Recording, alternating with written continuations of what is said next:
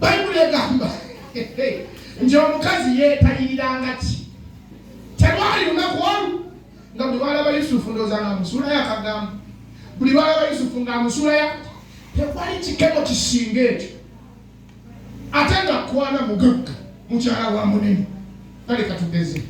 mukyala wa muhoozi sayimo nga yakubira akasimu buli lunaku oba tugambe mukyala wa muhoozi ng'oboolera ng'endamba ekola ki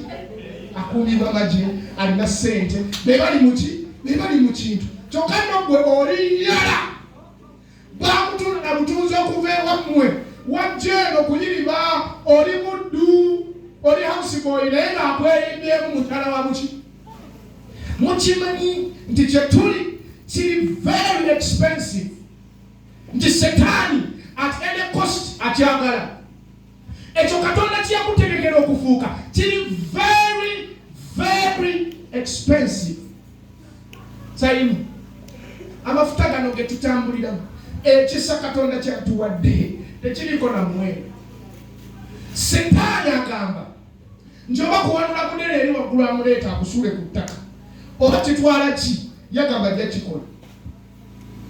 ove ku ttaka kubanga amanyi emabega waliwo omulembe gw'abantu bukadde na bukadde bagenda okulokoka waliwo omulembe gwa bukadde na bukadde bagenda okwenenya ku lulwo singa okyo badde okitegeera waliyo omulembe gw'abantu bangi okugenda okulokoka because of you kati guno omulembe Setaani agamba nsobola okukola buli kisoboka kyobera omulembe gwaffe ate bweniba gwegusembayo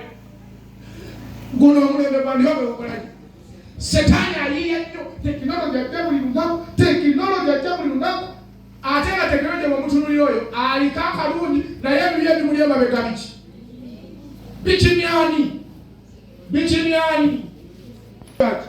ng'essimu ekola ki ate kati ne Bayibuli ziri ku ssimu mbw'osoma Bayibuli oba oliawo hayi kwegamba data kati walayisi nnyo buli kimu kizibu bayinza nezi app baziyita zi free data kwegamba basebo ne banyabo we have to be sober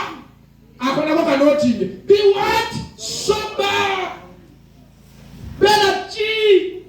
manya nti ono nno Setaani ajjira mu bantu Setaani ajjidde mu byuma ebyuma ebyaffe bye tukute mu ngalo Setaani ali buli wamu oteekwa okuba bulindaala kona kunene ng'ebeera buki ebimu birabika ng'ebirungi naye bikimye mwoyo gwo ebimu birabika ng'ebirungi naye bikimye magenda go papa emyo omuwala ajja kubigulira baati naye ng'akimye mulembe gwo akimye bulamu akweyogerezako bw'asala ku linnya Josh naye nga kyayagala anoonya ki future Josh Henry babe era bonna tebyenkana Katonda kyatadde ku bulamu bwo akweyisa hani n'otunula bwoti Petero yali muyigiriza wa Yesu naye n'atandika okwogerayogera ebitajja Yesu n'agamba gwe Setaani omuyigiriza gwe babadde naye walinga bali okukkiriza kamutugeranga naye gwe Setaani va mu kkubo lyange olikonge demabega waliwo ebimu nga tugenda biboggolera kati omanye nti gwe Setaani go because we have a future to redeem because we have a mission. Kona kunaibo mgamba I have a mission. You have a mission. You are not born as a useless person. You are born for a purpose. Gola baganga botunula wandi bagogenda okutokoleye wamwe kugenda bulira yenji abantu balokoke gwe ngawe weraba nga Katonda agenda kukozesa okola yamagere ebisinga n'abalabye bakoze abantu benenye mukimanyi mmwe bamulowooza Yesu bwe bamuzaala eri mu kiraalo ani yali alowooza nti Yesu ye mwana wa Katonda bonna baali balowooza kati ono luuze abamukumwe gye babazaalira you cannot even explain naye ekyo tekigaana ku bulamu bwe kwandiba kuliko emunyenyeya kabwetu nga yegenda okununula omulembe gwaffe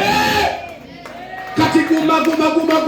nywera tugende mu bugambe nti nywera tugende nywera tuwangule nywera zipu gikoleti watawana bino bye bitusawanya zipu oba giteekako kufuru teeka kola ki siiba omubiri guno omanyi lwaki omuntu gusiibya kugukakanya bwe gulya ennyo gutufuga siiba funa ennaku z'osiiba wegayire Katonda Mukama mpulira nfa naye nnya